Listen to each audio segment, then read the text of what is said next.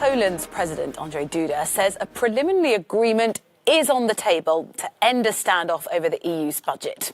Hungary and Poland had used their veto to block the €1.8 trillion package because funds were contingent upon countries adhering to EU justice laws.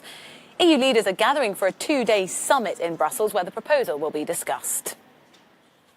Well, to discuss this further, we're joined now by Polish MEP Radosław Sikorski, who's with the Centre-Right European People's Party group. Thank you very much for your time. While we're waiting to hear details of this provisional deal, what agreement do you think they've come to, which Poland are happy to say, OK, we won't veto this agreement anymore?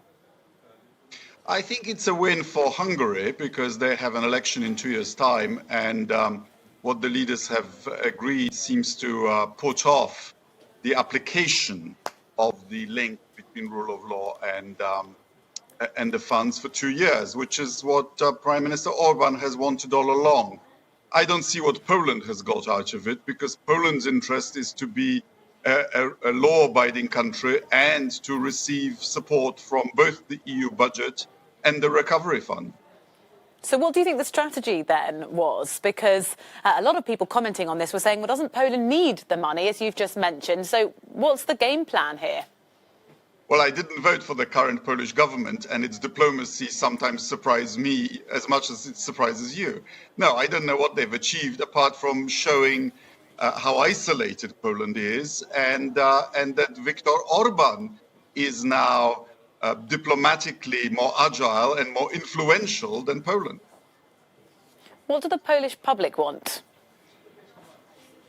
We have huge support for continued membership in the EU, but we have a nationalist government which uses Europhobic arguments, the kinds of arguments that British Eurosceptics used for decades before leading the country out of the EU. That's really the most worrying aspect of this. You know, the EU has repeatedly given warnings to Poland and Hungary, but let's talk about Poland, about adhering to things like rule of law, diplomatic and standards that the EU expects. And this was seen as Poland saying, no, we want to go our own way and we're prepared to cause chaos amongst the EU and block the coronavirus recovery fund because we don't want to adhere to that.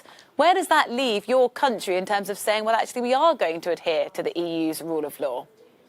Well, I'm glad they are drawing away from the brink, because it was absurd to veto a multi-annual budget because you don't want to be a law-abiding country.